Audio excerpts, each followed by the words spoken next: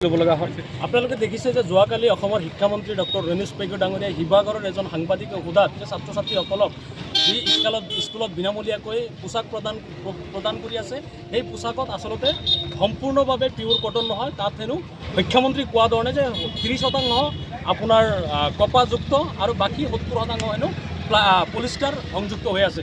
আমি ক'ব বিচাৰিছোঁ যে অসম চৰকাৰৰ বিদ্যালয়সমূহত যি ছাত্ৰ ছাত্ৰীসকলক পোছাক আপোনাৰ ছাপ্লাই কৰে তাত 100% পলিষ্টাৰযুক্ত আৰু এনেকুৱা ধৰণৰ পোছাক পিন্ধি আচলতে ছাত্ৰ ছাত্ৰীসকলে কোনোপধ্যেই স্কুলত অধ্যয়ন কৰিব নোৱাৰে, ফলত তেওঁলোকে স্বাস্থ্যৰ যথেষ্ট ধৰণৰ অৱনতি ঘটিছে।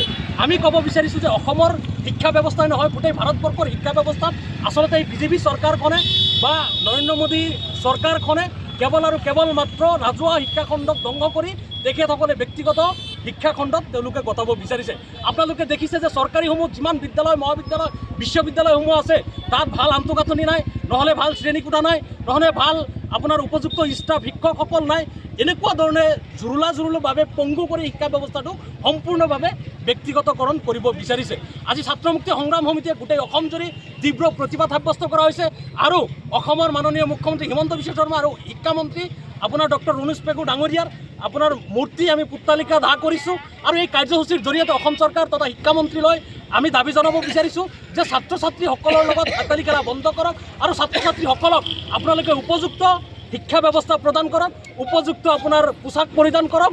তেতিয়াহে তেওঁলোকে, যিহেতু ছাত্ৰ ছাত্ৰীসকল আজিৰ ছাত্ৰ কালিৰ দেশৰ ভৱিষ্যত বুলি কোৱা হয়, তেওঁলোকক যদি এনেকুৱা ধৰণৰ হাৰাশাস্তি কৰা হয় তেতিয়াহ'লে ছাত্ৰ ছাত্ৰীসকলে আধাতে আপোনাৰ অধ্যয়ন শেষ কৰি তেওঁলোকে ব্যক্তিগত বিদ্যালয়সমূহত অধ্যয়ন কৰিব, নাইবা বহুত দৰিদ্ৰ দুখীয়া পৰিয়াল আছে তেওঁলোকে কিন্তু কেতিয়াও আপোনাৰ ব্যক্তিগত বিদ্যালয়ত অধ্যয়ন কৰিব নোৱাৰে।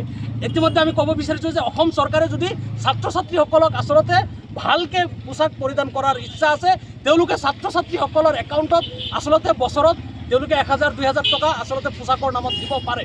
তাকে নকৰি তেওঁলোকে কি কৰিছে, একাংশ এণ্টাৰপ্ৰাইজক শিক্ষামন্ত্ৰীৰ নিৰ্দেশত তেখেতসকলে কমিশ্যনৰ অংকত কেৱল মাত্ৰ 600 টকা চেংচন কৰা হয় দুযোৰকৈ আপোনাৰ পোছাকৰ জৰিয়তে। তাৰে মাজত 600 টকাৰ ভিতৰত স্কুলৰ প্ৰধান শিক্ষক তাতে জড়িত হৈ আছে, স্কুলৰ আপোনাৰ আপোনাৰ প্ৰেচিডেণ্ট জড়িত হৈ আছে, CRC জড়িত হৈ আছে, বিঅ'সকল জড়িত হৈ আছে। সেই 500 টকাৰ ভিতৰত তেওঁলোকে 200 টকা কমিশ্যনৰ নামত দিবলগীয়া হয়। গতিকে এনেকুৱা ধৰণৰ সেই 400 টকাত কেনেকৈ 4যোৰ ড্ৰেছ আচলতে কেনেকৈ নিৰ্মাণ কৰিব পাৰিব? আপোনালোকে যদি বৰপেটা ৰোডে হওক বা কলিকতাত যদি যায়, যি সময়ত অসমৰ শিক্ষা ব্যৱস্থাৰ ছাত্ৰ ছাত্ৰীসকলক পোছাক পৰিধান কৰিব যায়, তেতিয়া চাব যে কেনেকুৱা ধৰণৰ এণ্টাৰপ্ৰাইজবোৰ ভিৰ কৰে স্কুল বিদ্যালয়ত গৈ তেওঁলোকে পোছাক লৈ কেৱল মাত্ৰ 80 বা 85 টকাত এটা চাৰ্ট বা লং পেণ্ট বনাই সেই ছাত্ৰ ছাত্ৰীসকলক পিন্ধিবলৈ দিয়ে। আমি ক'ব বিচাৰিছোঁ যে সেই পোছাকযোৰ অসমৰ মাননীয় শিক্ষামন্ত্ৰী মাত্ৰ 2 দিন এচি নোহোৱাকৈ পিন্ধক, তেওঁৰ যদি দেহাৰ অৱনতি নঘটে তেতিয়াহ'লে আমি নিশ্চিতভাৱে আমি বিশ্বাস কৰিম যে হয়, এইটো বিজ্ঞানসন্মতভাৱে বনাইছে, ছাত্ৰ ছাত্ৰীসকলৰ ভালৰ কাৰণে বনাইছে। গতিকে এনেকুৱা ধৰণৰ শিক্ষা ব্যৱস্থাক আমি ধিক্কাৰ জনাইছোঁ, দাবী জনাইছোঁ অতি সোনকালে ছাত্ৰ ছাত্ৰীসকলক এনেকুৱা ধৰণৰ ভাল 100% পিয়ৰ কটনযুক্ত পোছাক পৰিধান কৰক।